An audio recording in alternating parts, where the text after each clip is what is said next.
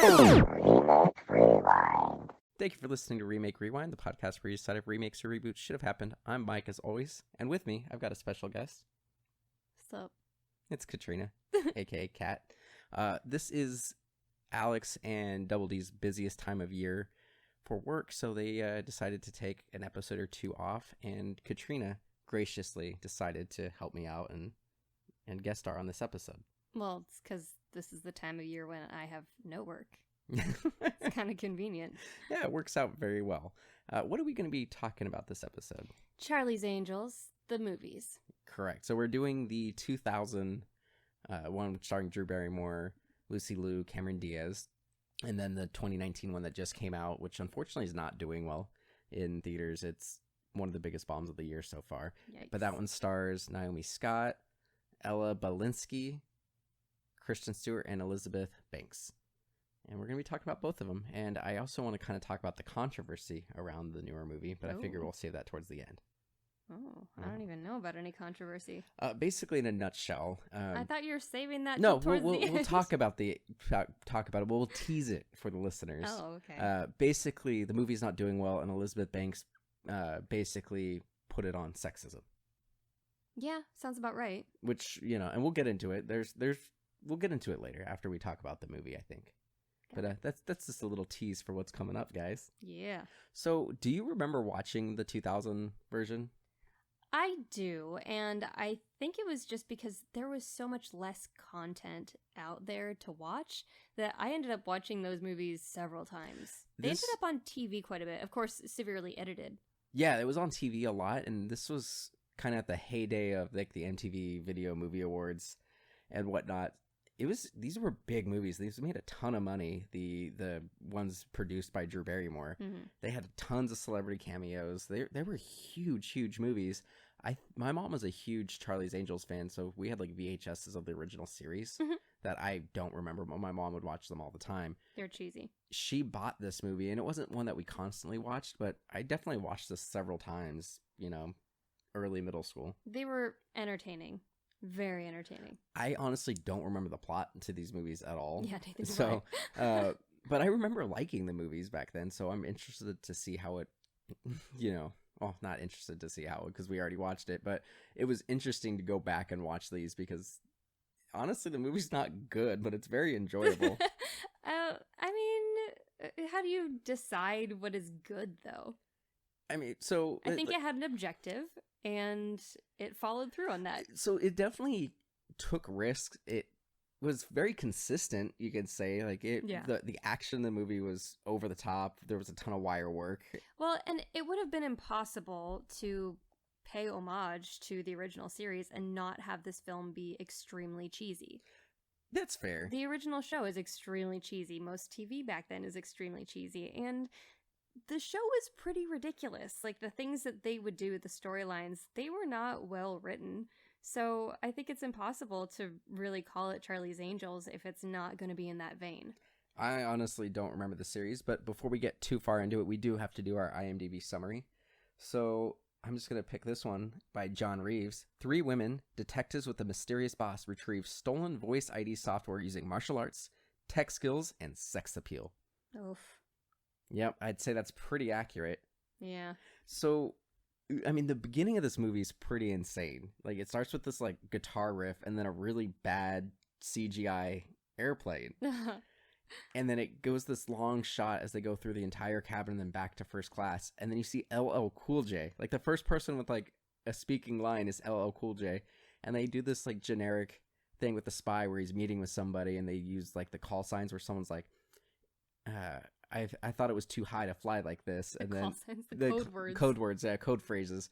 So like this guy, who you pointed out was the Aaron Burr guy from that old peanut butter got milk commercial. Lost Milk of Arabia. Yeah, those commercials were great. That commercial was directed by Michael Bay, by the way. We've definitely talked about these commercials on our other podcasts. On Ruin My Childhood. I definitely remember that being directed by Michael Bay. Yep. But he says something along the lines of, I didn't realize planes can fly this high. And then LL Cool J says, only angels can fly this high. This flies this high. Only angels can fly this high. And then it turns out the guy is a bum. And then LL Cool J tackles hit this guy out of the plane. It's a commercial like commuter plane, jumps out, and then it's really bad CG. Somehow they intercept Lucy Liu in midair in a helicopter, and the helicopter's way too high. Yeah. And then you see Cameron Diaz on a green screen driving a boat, like really bad green screen. The green screen in this movie was horrendous. It's so bad, and like it's so bad in so many places. Yeah, like there's in the race car scene towards the middle of the movie. Every this bit of green screen was badly just done. People drive, like just them driving. It's them on the boat. It's kind of distracting. It's like TV green screen. Because there are other effects in this movie that are done good. I don't know if I'd say good for the time. Like, so they have like a Matrix bullet time thing with, you know, bullets going in slow motion that looked just as good as the Matrix. But then LL Cool J pulls his face off and it's Drew Barrymore. Yeah. So it's like, it's right off the top. It's overly corny. Mm-hmm. And it's just weird. But, you know, that's just to kind of tee it off. But any highlights in this movie for you? Crispin Glover's scream. Oh, yeah, he had these weird high-pitched screams. He's like, oh! Yeah, I think his character was so deliciously creepy and well done, of course, because it's Crispin Glover. But I think, you know, is it really great acting if you just are a creep? Well, so the thing is, what's weird is apparently, so just a little background and then we'll get into Crispin Glover. So this had 30 script rewrites before it got to the shooting script. Oh, geez. Yeah. How many people had editing? I have no idea, but 30 scripts before they got to the shooting one. And most of the actors didn't like it. So Crispin Glover's role is just called like the skinny man. He was originally supposed Slender Man? It could have been Slender Man. Tall Man. It's one of those. I think it was... I think it was Tall Man. I think it was Tall Skinny Guy or something like that. But Skinny Man? It was something along those lines. He had lines, but he thought the dialogue was crap. So he went to Drew Barrymore and McG, the director, and said, I don't want to say any of these. And so they rewrote it for him just to be silent, other than his screams. And then he came up with the idea of he rips women's hair out and then like sniffs it. Ew. Yeah, so it was super fucking weird. Of course he came up with that. Yeah. The other time where people didn't like the dialogue, and, you know, your favorite actors in this movie. William Murray. Ugh. I can't stand him. So he was more tolerable back then. He apparently got in two like physical altercations with different people on the set of this film. Or maybe not. So one he says was a misunderstanding. Another one he denies happening. But one of them was he apparently got in a physical altercation with the director McG. And McG only said that this happened, but he wouldn't go into any particular details. But the more famous one was he actually got in a physical fight with Lucy Liu. What? Yeah. So they were doing like 5'3". Yeah. So they were doing a rehearsal, and his side of the story is he was making fun of the script and said, "Can you actually believe these words?" And he says she misunderstood, thinking he was making fun of her acting, and she got upset and like hit him. Oh. So dialogue created fights in this movie. Okay. Either way, that's not something you do on set. Like, if No. you have a problem with the script, you hash it out before you start. Yeah. You never sit there on a set and insult the script. That is so beyond rude and disrespectful, and ugh. When was the last time this guy was actually professional? I have no idea. He's just a prick. Why does he work so much? People like him. Why have people made him into, like, the new Chuck Norris? Nobody's made him into Chuck Norris. People legitimately like him non-ironically like they do with Chuck Norris. I don't know why. The man has only played one character. Yeah, more or less. I hate Bill Murray. So when we read the synopsis for this film, they mentioned the sex appeal as one of their biggest tools. This movie had so much like just gratuitous ass shots and cleavage shots for mostly Lucy Liu. It was pretty absurd. It really didn't feel like a female-led project. No, it didn't. So like one of the most egregious ones is they're going through a drive-through and the microphone or the speaker isn't working correctly. So Lucy Liu's supposed to be this computer genius, so she breaks open the box, fixes it, and then just has this lingering ass shot, which, not gonna lie, I enjoyed it. Right. But they did that several times. She kind of dresses up as like a pseudo dominatrix. She's supposed to be a consultant of some kind for businesses, and she just keeps like swaying her hips, showing her ass, showing her cleavage, and like the whole company just is enamored by her and follows her around. Drew Barrymore does a thing where she is in like a driver's getup for like NASCAR, and she has it like zipped down to her belly button.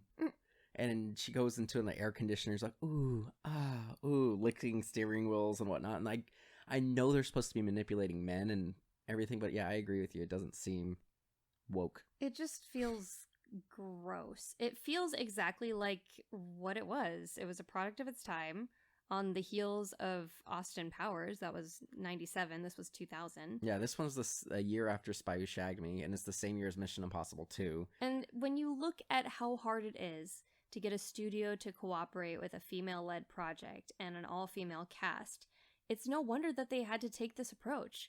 How the hell else were they going to sell this? Right. There was no way, because people just don't respect women, studio heads don't respect women, and they will kill every project they can. They could have a solid film, they will kill it with the advertising before it's even done, so that they can turn around and say, see, people don't want to see women in action films. It's just that bullshit. And so we'll get into more of that later when we get into the newer movie.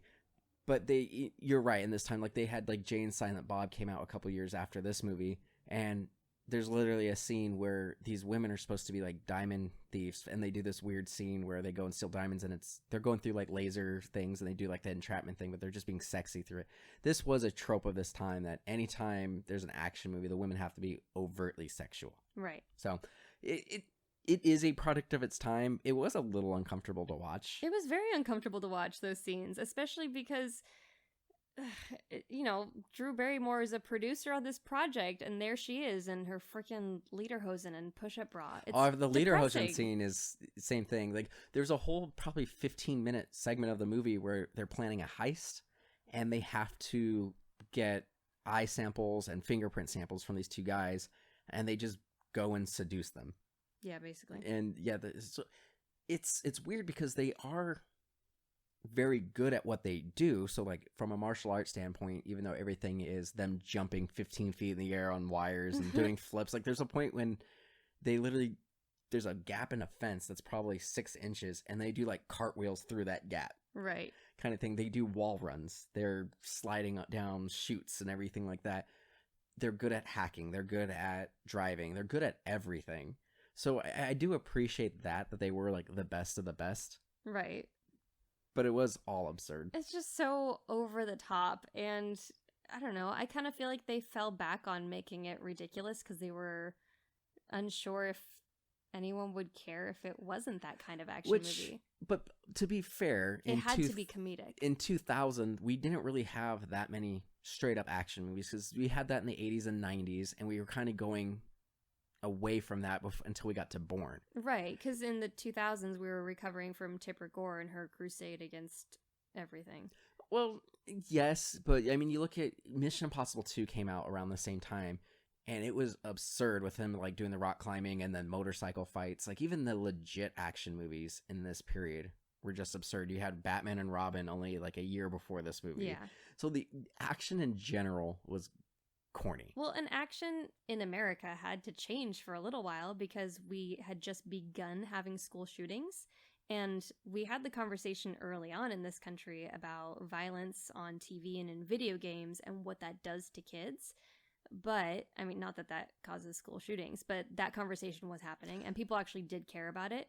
And I think the industry sort of did listen for a while, and then the violence kind of ramped back up again. Yeah, you only saw like guns and rated R films for a while. It's funny that you mentioned that, because this movie, even though there are some of the bad guys have guns, the angels don't use guns in this movie at all. Right. And that was a big thing that specifically Drew Barrymore wanted. Mm-hmm. She didn't want the angels to use guns. She only wanted them to use their physical skills.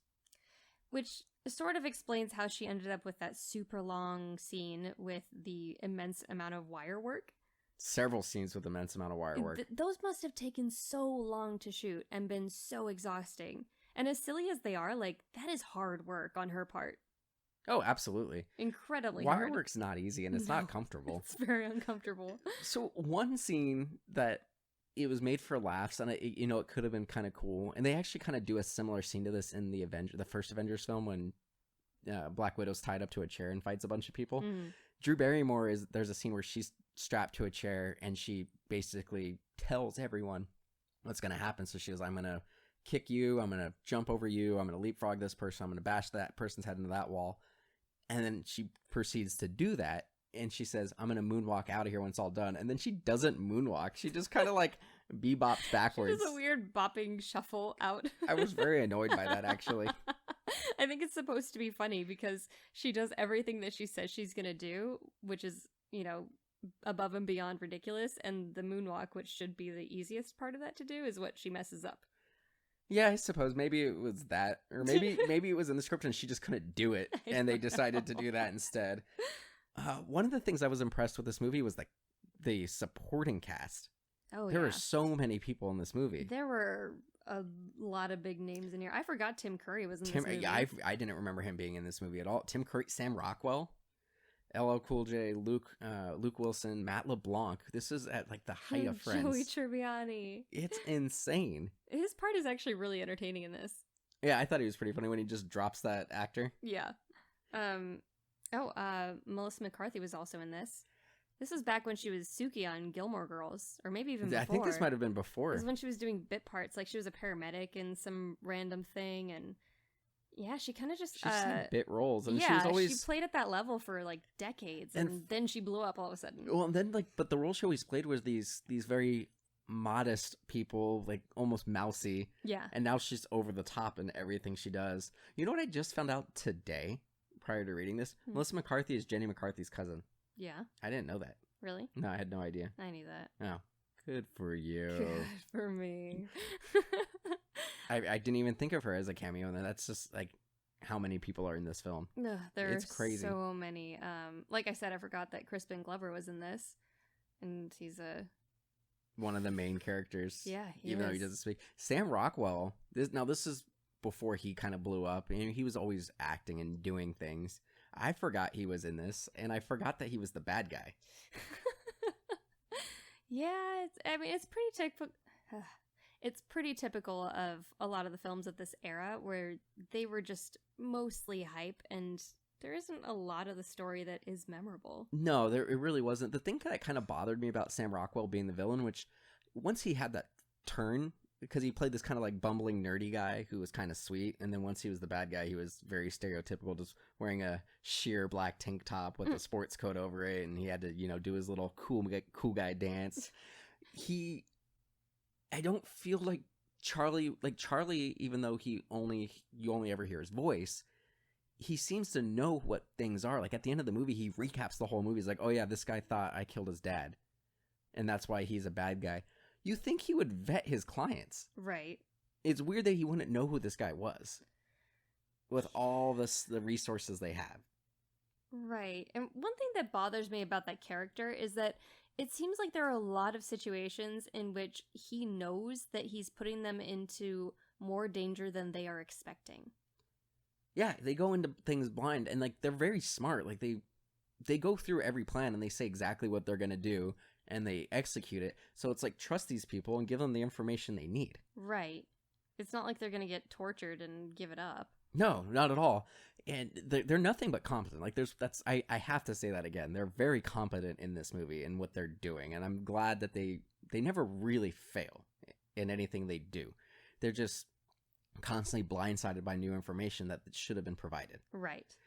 Even when they're everybody kind of set up to fail. Yeah, even when they get ambushed, they all overcome their particular ambush fairly easy. Because at the middle of the movie, when everything turns, we find out that Sam Rockwell is the bad guy. He sends an assassin to kill Lucy Liu while she's cooking dinner, and she just hears a machine gun click, and just before it fires, she flips into the air and then planks herself at the top of her RV. And then it's a trailer. It's her boyfriend's trailer. Her boyfriend's trailer, Matt LeBlanc. I like that it's an Airstream on the back lot. Yeah. Okay. And then you have Cameron Diaz's character, Natalie. She's at Soul Train with her boyfriend on a date, and she's in the bathroom, and same thing. She just kind of hears some movement and then immediately just beats the crap out of some guy, and she has the wherewithal to find out what's going on, get the information, and then she immediately goes and tries to save her friends. The only one who kind of gets blindsided, and that's because she just banged Sam Rockwell, was Drew Barrymore. But even that, she is able to hear the hammer click on a gun, dodge it at just the right amount of time to make it look like she got shot, and then fall out of a window on purpose to make it look like she died. Okay, so that fall from that house definitely would have killed her. It would have snapped her neck and broken all of her limbs and most of her ribs. There's no way. And then she lands in someone's backyard. And of course, they have to have some stupid, cheesy trope to go with that. Yeah. So because she was banging that dude in the house, she was wearing... It was weird. It was like they built a little dress out of sheets for her. So she... And they even make the joke. He says, ooh, toga. Yeah, pretty much. It was weird. But she falls out. Of course, the sheet gets caught on the edge of the window so that she's falling naked. It's like, come on. Well, and the thing is, she falls. So she's like hanging on to it for a little bit. Then eventually it rips and she falls. And she falls hundreds of feet. Yeah, and then tumbles. And then hits the hill and tumbles down essentially like the Hollywood Hills all the way down to the base. Lands in someone's... And she's naked. So she comes out and she has dirt in her hair. But she's not no abrasions, no cuts or anything. And then of course it's these two like 10-year-old boys talking about like lying, but like I've totally seen boobs before. I've touched a boob before. Jeez. And then they see her. That was the same house from E.T. apparently. Oh, interesting. Yeah. Ugh. Yeah. I mean, on one hand, it's so entertaining and it's so cheesy and it is really fun and really enjoyable. But the entire time you're just like, ugh. I mean, can't we just get over the idea that it's hilarious to see a woman be competent and tough and a good fighter and also sexy? Like, can we just move on from that, you know? Not in 2000. It's weird. I agree. It was definitely weird watching today, but I agree. It was a fun film. Yeah, I liked when Lucy Liu was massaging Tim Curry. Right. And she just does a backflip onto him and then just like screams and she's just like stepping on him, putting her feet in his face. Renders him unconscious with her feet. Yeah, and it was, it was kind of funny. I like that. One scene that I thought I was going to like do a play-by-play, but I was completely wrong, was they go to a racetrack because Tim Curry's a billionaire who has a racetrack and Bosley's pretending to be a billionaire. So they have to go buy a race car so they can go proceed with this mission. How much is Sam Rockwell's character supposedly going to pay them where they can afford to buy a race car for this mission? Right. It's insane. And they mentioned that Charlie is only a millionaire. He'd have to be a billionaire for the level of stuff that they have. Exactly. But they go and Crispin Glover jumps in the race car. And then Cameron Diaz jumps in the race car. And they're like, what are you doing? This is a round track. You can't go anywhere. And just before they said that, I said the same thing. But then they end up like jumping through the fence. And then they go through downtown Long Beach on a fight, like a chase scene, and they ended up on a bridge. And it looks like they're going to play chicken. So I called that they were going to crash, fly out of the vehicles, hit each other in midair. But that's not what happened. Crispin Glover just flinched, and then he drove off the bridge, and there was no repercussions. It's pretty funny, too. Like, the wide shot, it just looked a little goofy, so it's almost like when they cut from the real action to a model car, like, right. flying off a bridge. It just looks silly. It did, but, like... They don't react to him dying. They don't go, we should go down there and see if he survived or anything like that. It just cuts to the next scene. Like, there was no repercussions. You know what? The green screen days were hard on people. Right, but then it's also just like, it just moves on and, like, it's not on the news or anything that, like, these race cars go out and just cause... And they killed at least 7 people in the process. Yeah, like, one car flips, destroys a bus, like, shears a bus in half. Like, it's insane. Yeah. It's an absurd movie. It's really absurd.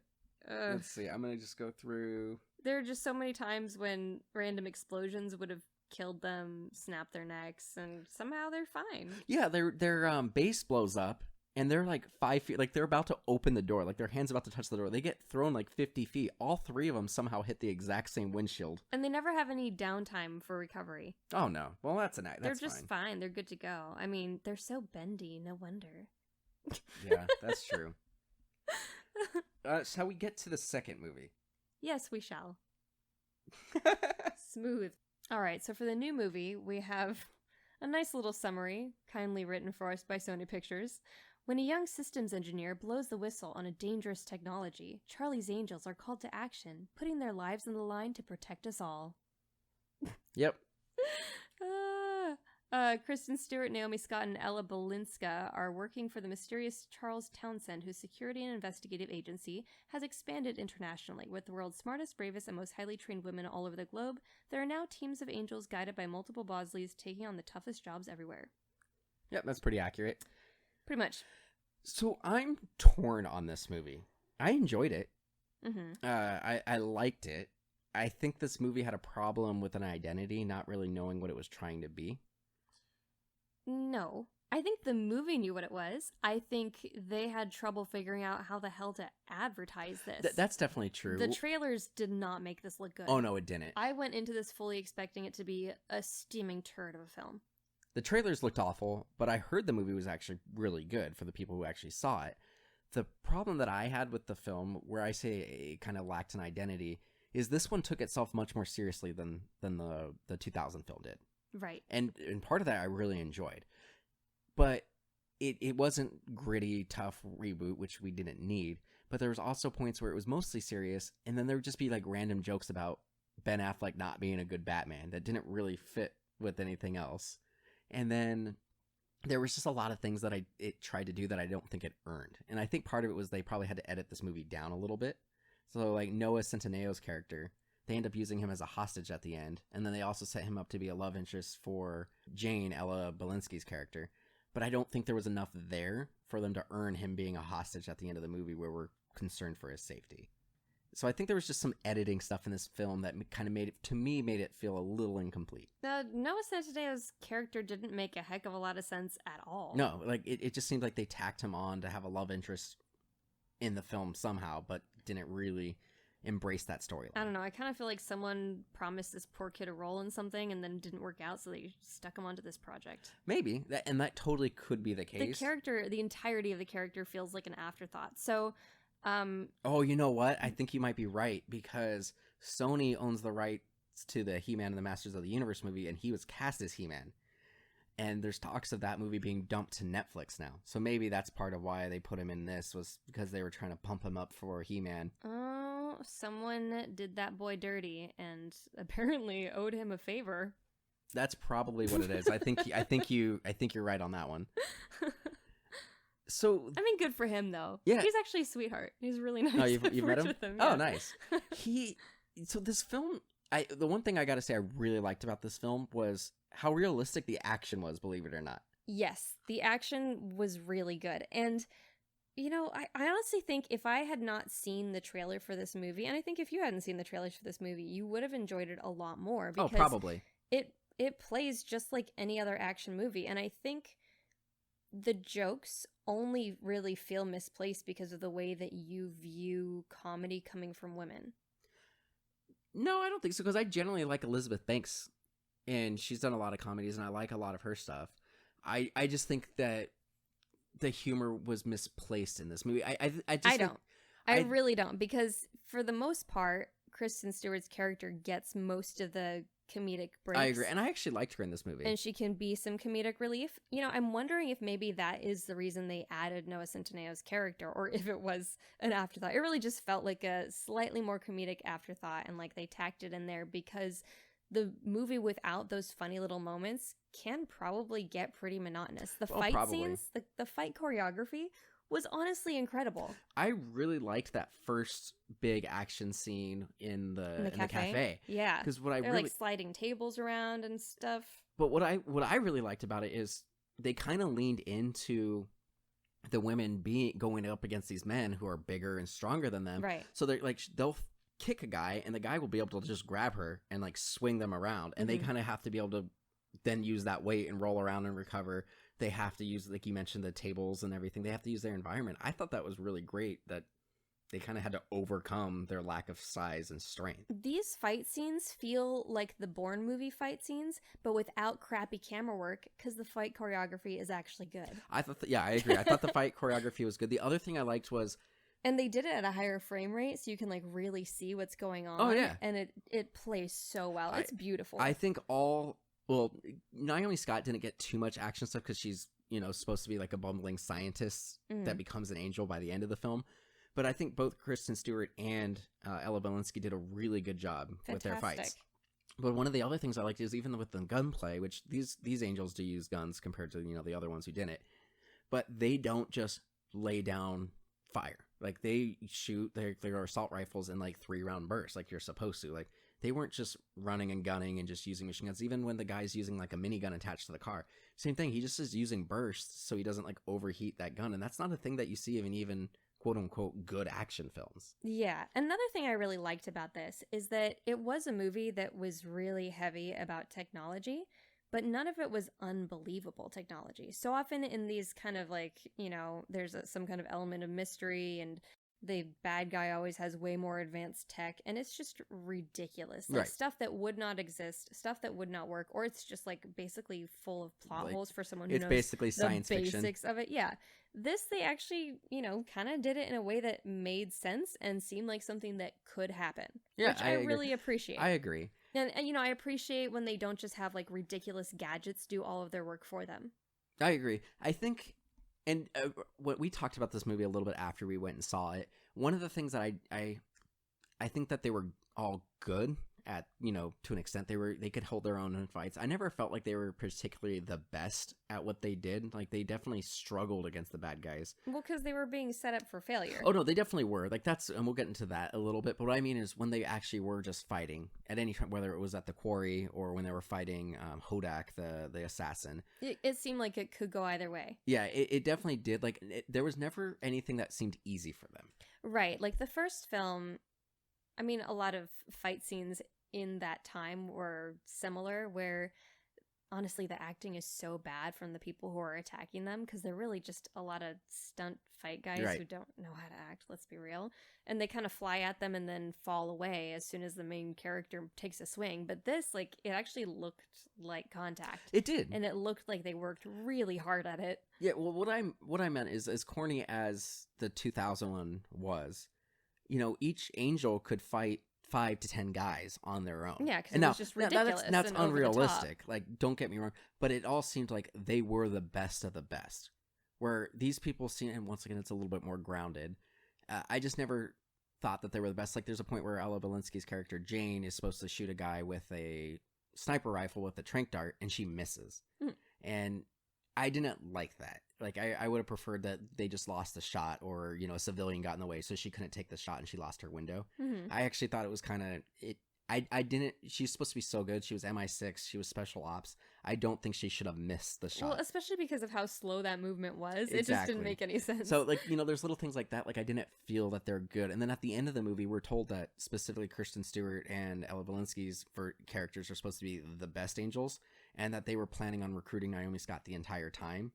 And I just didn't feel like they were necessarily the best of the best. Like, actually, like, towards the end of the movie, we find out that they were secretly being helped by a bunch of other angels. And I was actually a little bit more interested in that. I felt like those supporting characters were actually really good. And once again, here's another thing I didn't think was necessarily earned. They kept making a point of saying Jane felt like she had to do everything on her own, but we never really saw that. Like, most of the time they were separate. All their missions, they were separated. Yeah. So she kind of had to be doing these things on her own, because by the very nature of their mission, they were all in 3 different places.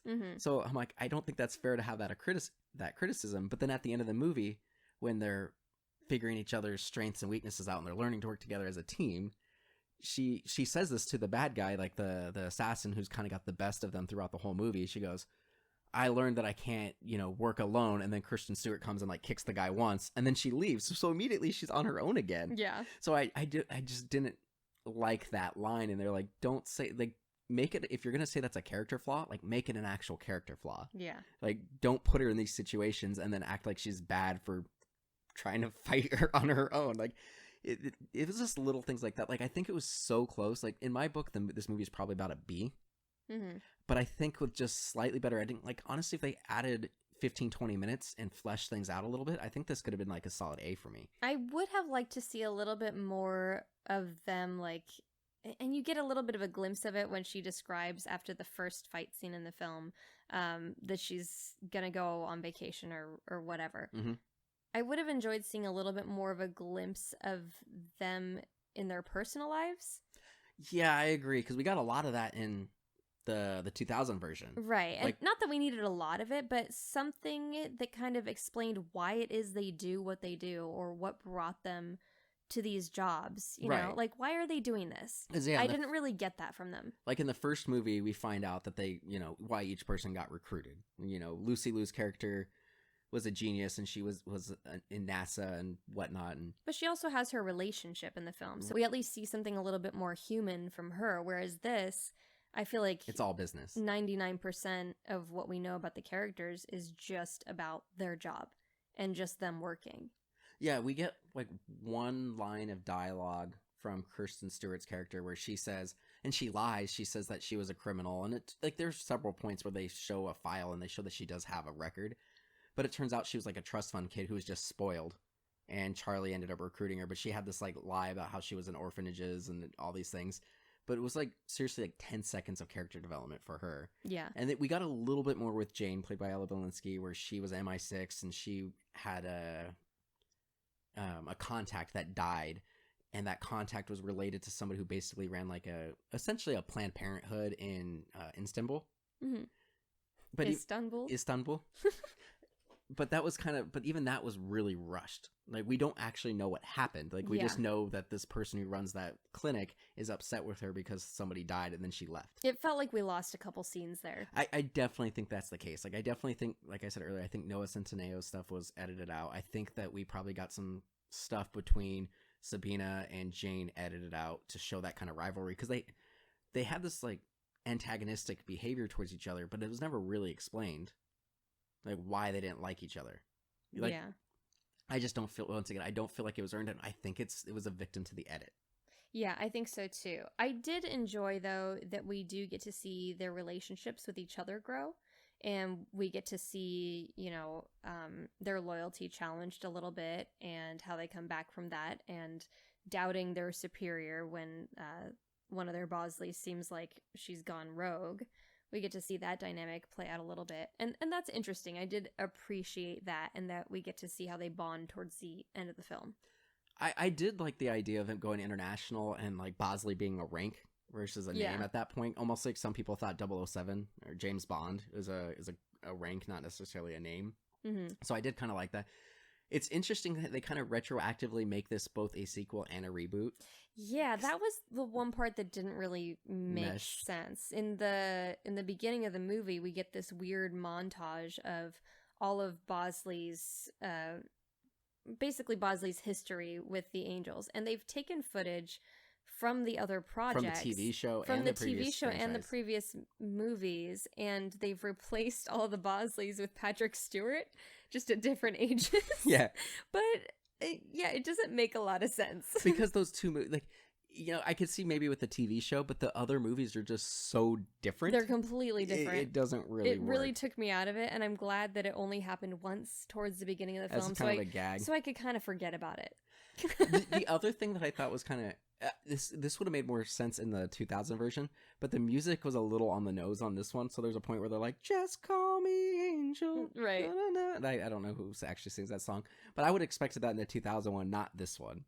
Here's the thing about this movie, though, is like, even though I feel like some of the character development suffered in the editing, it might have just been the right call, because it is so snappy. I think there isn't any point where you're kind of wondering, okay, is this movie going to wrap it up already? It's getting too long. The pacing was excellent, and honestly, like, I usually get bored watching action scene after action scene in movies. I usually need a lot more of a break from that and a little bit more exposition, but in this movie it just works. It's so well done. Yeah, it's like I said, it's a solid film. Yeah. Like, it's not a bad film. This is the first time that Kristen Stewart has ever been likable. Yeah, I liked her character. Really I liked her character a lot movie. too. I thought she was very entertaining to watch. I think this was the most animated I've seen her in anything. Yeah, I've never really enjoyed any of her characters or found them to be. But we also haven't seen her do anything fun. Like, this was true. kind of a fun role. I'm glad that she did something a little bit different. Yeah. The last thing I kind of wanted to talk about was towards the end of the film. This was something you brought up when we left the movie theater, and I kind of thought about it for a couple of days. And I have an answer for you. So at one point you asked me where they had this choreographed dance. Oh yeah, they like jump in and they know the choreography to this dance that everyone's doing at a party. Is it like a hustle situation? Right. So yeah, they basically do this like line dance at this big party. But then at the end, I thought about it, but at the end of the film, it turns out pretty much the entire movie they had other angels following them. So at the end of the film, we find out that Patrick Stewart's the bad guy, and they finally kind of defeat the assassin, and they're trying to bring in Patrick Stewart. And he goes, "You guys are outnumbered," and then every man at the party is actually one of his henchmen. And you're like, "Oh shit!" And then the lights go out, and then all the men are just down. And it turns out every woman at the party was an angel. Mm-hmm. It's a dance that all the angels learn together. They choreographed that dance. That's stupid. That's the only explanation for them all knowing it, is that there's Stupid. this dance that they know for parties. Right. Although in that scene, I didn't really buy Patrick Stewart's fight scene. No, he's too old. Yeah. Yeah, it didn't work. I felt like he was just a little too old. Yeah, because so that was all like close shots. Like you only kind of saw his torso and an arm move because it's clearly not him, but it was kind of slow. Yeah, it was a little slow. I honestly didn't buy his motivation either Yeah, for being the villain, because he was a good guy. Why wait that long to turn evil? So I think what it is, and once again, I think there's probably some editing stuff and maybe another villain speech that probably got cut.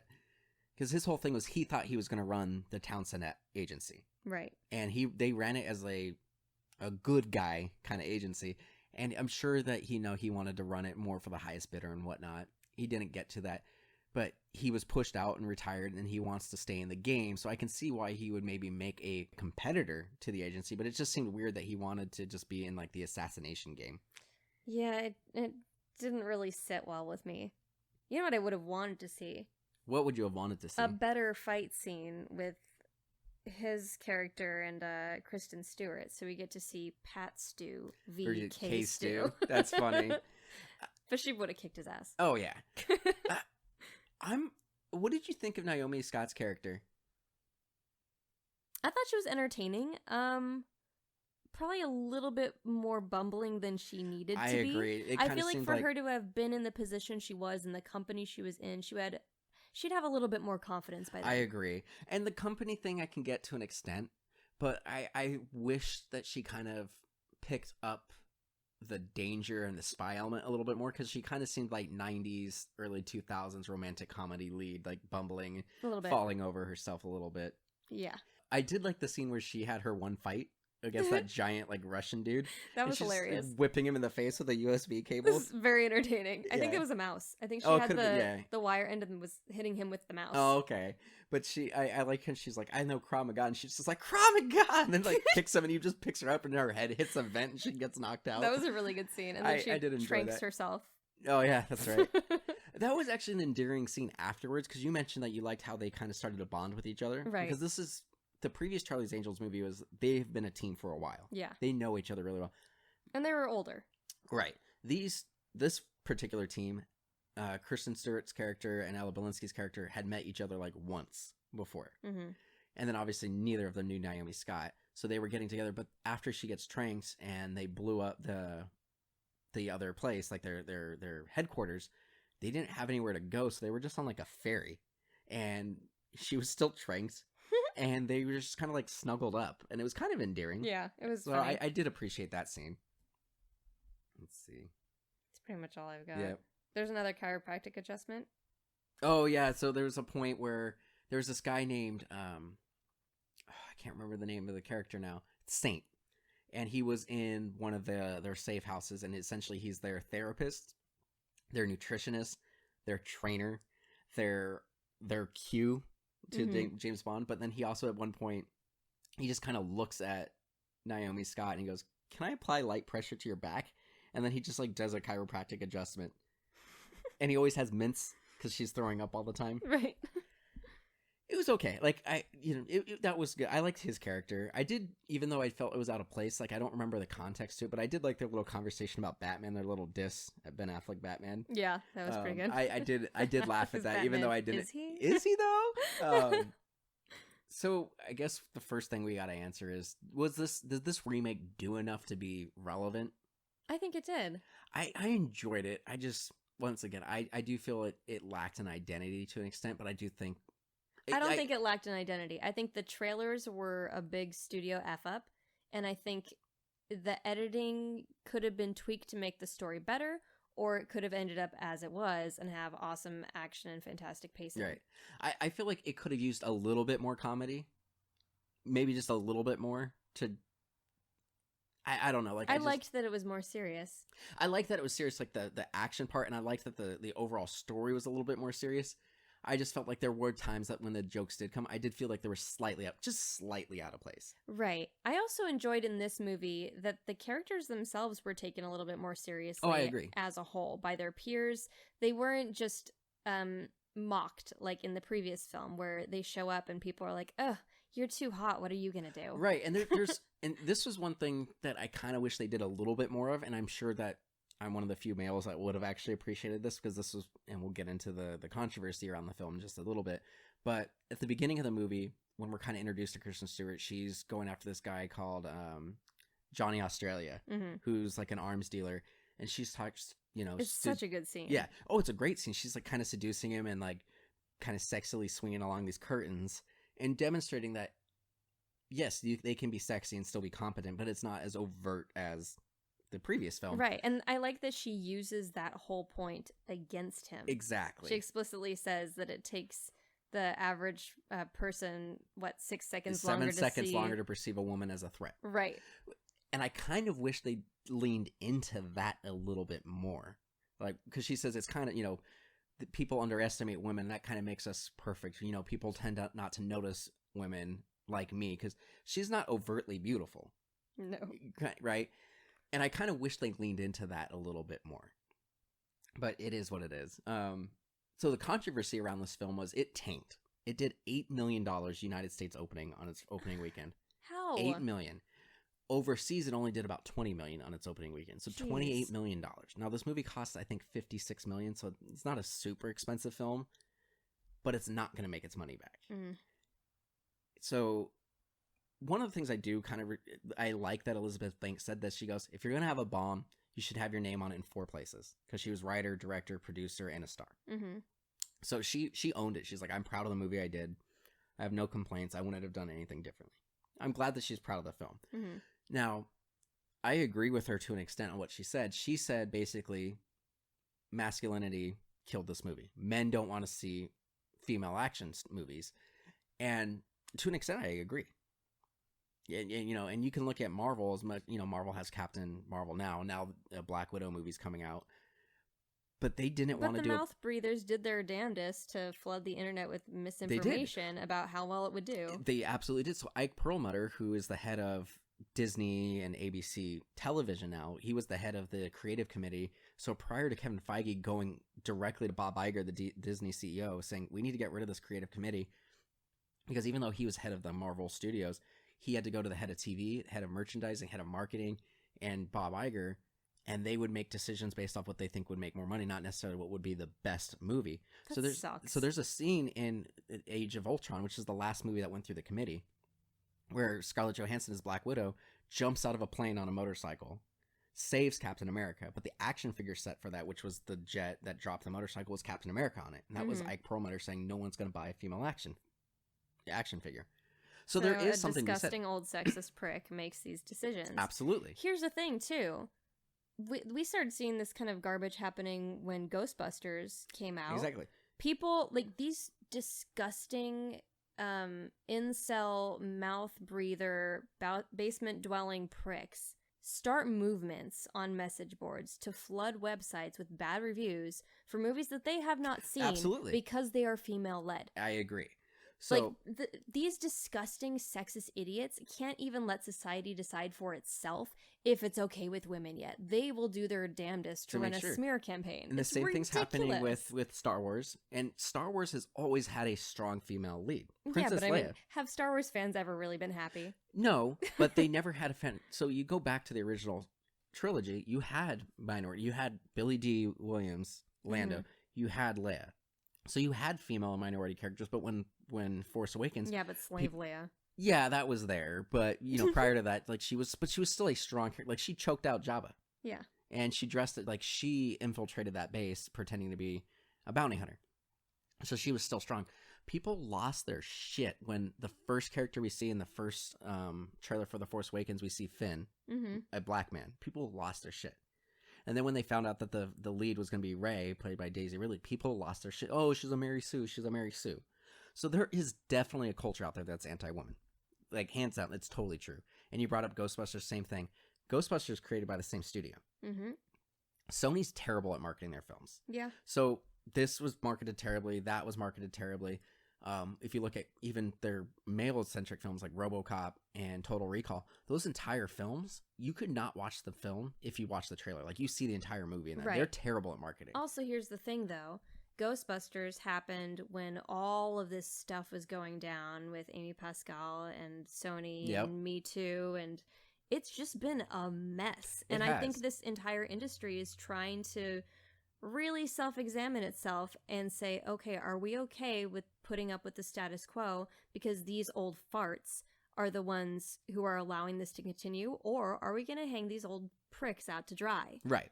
And I think for the most part, they have put these old geezers out to pasture. Unfortunately, they're not dead yet, and I think it's going to take until these old idiots die for this culture to die. Right. So that is part of it. So I do think she's partially right. Now, I think marketing was a big thing for this movie because it looked terrible. Yeah. It looked terrible. Awful. So I don't think she can put everything on sexism, because the thing is, women didn't flock out to see this either.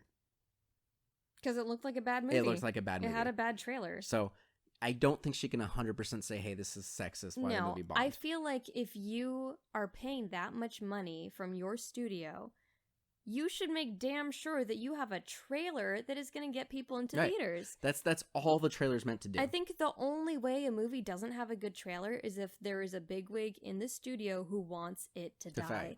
There's no other way. So one of the things that people kind of made a counterpoint to Elizabeth Banks, and she ended up making a rebuttal to this as well, was they're like, well, look at Captain Marvel and Wonder Woman.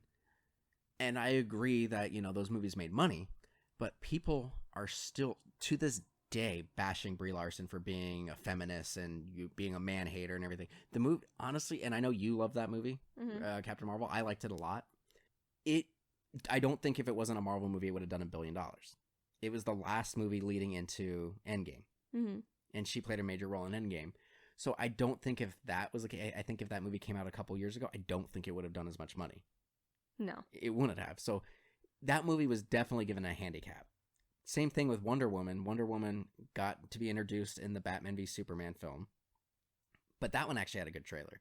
It did. It had good trailers. It was the first DC movie that was decent. Like, it fell apart towards the end of the movie, but it was, I'd say 90% of that movie was good. So Pete, that's kind of where that controversy ends, is where she basically said, yeah, those are two female-led movies in the last 10 years that have done well. Mm-hmm. There's still plenty that didn't do well, and those movies had massive amounts of money and massive amounts of existing properties to help prop those up. Right. So I don't agree with her entirely, but I think her points are valid, and I really do. So you enjoyed the movie, though, right? I did. I really did. I would have liked to see maybe a director's cut. Maybe on the Blu-ray there will be one. And these days I'm finding it that I'm much more interested in these director's cuts, that, hypothetical as they may be, because I feel like studios just have so much creative control taken away from the people who should have the final say, who are the script writers and the directors and the actors. I agree. And I this was Elizabeth Banks' only second or third movie that she directed. And a big action movie. Maybe there was something that maybe this was too big for her at the time. I don't know. Like I said, there are issues with the film, but overall I think it was solid, and I think they took a big swing, and unfortunately it just missed. I think their audience is stupid. Yeah. Frankly. I think this would have done well maybe if it was like a Netflix movie or an Amazon movie or a Hulu movie. But yeah, it's unfortunate that I enjoyed it. I think this would have done well if it had a good trailer. Yeah, possibly. Thank you for listening to Remake Rewind. Listen to our other great podcasts, Ruin My Childhood. Check out everything that's MDXpods related at MDXpods.com, Twitter, Instagram, and Facebook at MDXpods. Thanks for listening. Bye.